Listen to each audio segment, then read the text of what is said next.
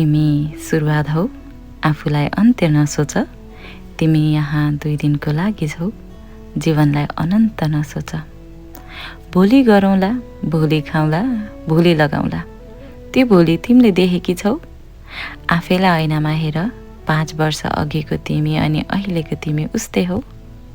शरीर दुख्न थाल्छ, रुखले सुकेको पात फाल्छ, तिम्रा बादामी आँखाका छाला बग्न थाल्छ। हिँडेर नथाक्ने तिमी, शरीरले पाइला गनेर चाल्छ। पुस्तकभित्र राखेको त्यो गुलाब जस्तै हुनेछौ, त्यो गुलाबले रातोबाट बिस्तारै कालो रङ फेरेको हुनेछ। मनलाई भोलिमा नसाच, पर्सि सोचेको भोलि नदेख्दा मन त तिम्रै रुनेछ। त्यो भोलि सुन्दर छैन भन्न खोजेकी होइन, तिमी अपराजिता फुल हौ। तिम्रो रङ त भोलि अझै गाढा हुन्छ। तर आफै सोच, तिम्रो आज नै यति सुन्दर छ भने भोलिको सपना कसले बुन्छ? आज हो कि भोलि थाहा नहुने यो जीवनमा